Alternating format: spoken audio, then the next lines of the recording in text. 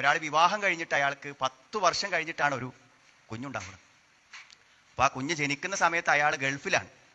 അപ്പോൾ ആ കുട്ടിക്ക് ഏകദേശം 2 വയസ്സായിട്ടാണ് അയാൾ ആ കുട്ടിയെ ഒന്ന് കാണാൻ വേണ്ടി നാട്ടിലേക്ക് വരികയാണ്.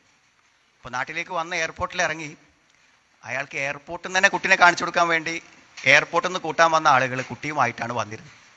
പക്ഷെ വഴിയിൽ ആകസ്മികമായി ഉണ്ടായ ഒരു അപകടത്തിൽ ആ കുട്ടി മരിക്കുകയാണ് ചെയ്യുന്നത്.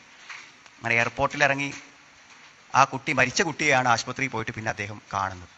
അപ്പോൾ ആര് മരിച്ചാലും കുട്ടികൾ മരിച്ചാൽ നമുക്കൊക്കെ ദുഃഖം ഉണ്ടാവും. പക്ഷെ ആ കുട്ടി മരിച്ചപ്പോൾ അയാൾക്കുണ്ടായൊരു ദുഃഖം ഒന്ന് മനസ്സിൽ വിചാരിച്ചു നോക്കും നിങ്ങൾ. നമ്മൾ എത്രമാത്രം സ്നേഹിക്കുന്നുവോ അത്രമാത്രം നമുക്ക് അതിനെ വേർപ്പെടാൻ പ്രയാസമായിരിക്കും എന്നുള്ളതാണ്.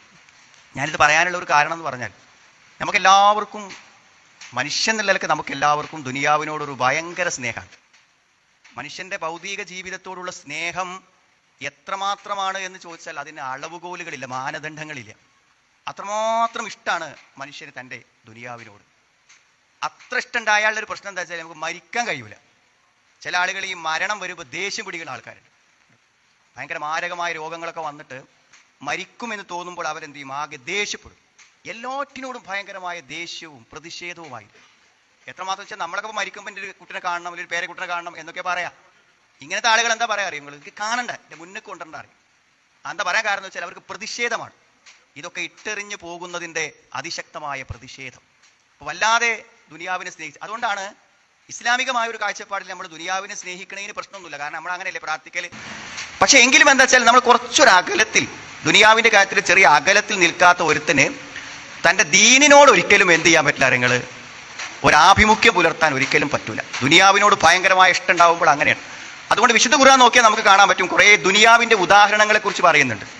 കമാ ഇൻ അൻസൽനാഹു മിനസ് സമാ, ദുനിയാവിലെ ജീവൻ എന്ന് പറഞ്ഞാൽ ഒരു മഴ പെയ്ത പോലെ. എത്ര മനോഹരമായ ഉദാഹരണമാണ് അത്. നോക്ക് നിങ്ങൾ, ഒരു മരം അത് ഏറ്റവും നന്നായി കായ്ച്ച് പുഷ്പിച്ച് നിൽക്കുമ്പോൾ അത് നോക്കാത്ത ആൾക്കാരുണ്ടാവും നമുക്ക്. എന്നിട്ട് അള്ള പറയുന്നത് എന്താ അറിയോ? ആ ചെടി അങ്ങനെ നിൽക്കുമോ? ആ പഴങ്ങൾ അങ്ങനെ നിൽക്കുമോ? ആ പച്ചിലകൾ എന്നും അങ്ങനെ ഉണ്ടാകുമോ? ആ മരത്തിനൊരു ഗതി വരാനുണ്ട്. എന്താണ് ആ ഗതി എന്നറിയുമോ? അത് ഉണങ്ങും, വൈക്കോലാകും.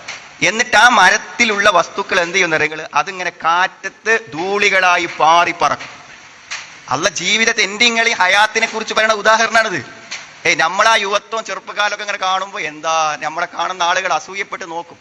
പക്ഷേ വടികുത്തി നടക്കേണ്ടി വരുന്ന, എഴുന്നേറ്റ് നിൽക്കാൻ പറ്റാത്ത, ഒരു അധിപതെന്നാൽ സ്വീകരിക്കാൻ എഴുന്നേറ്റ് ചെല്ലാൻ പറ്റാത്ത അവസ്ഥയിലേക്ക് നമ്മൾ മാറും. അങ്ങനത്തെ ഒരു അവസ്ഥ ജീവിതത്തിൽ വരും എന്നതിനെ കുറിച്ച് എന്തിനാ പറഞ്ഞിരുന്ന നിങ്ങൾ? ദുനിയാവിനെ അങ്ങനെ കണ്ടാൽ മതി, വല്ലാതെ അതും എന്ത് ചെയ്യണ്ട, പിടിച്ച് തൂങ്ങി നിൽക്കേണ്ട എന്നാണ് നമുക്ക് പറഞ്ഞു തരുന്നത്.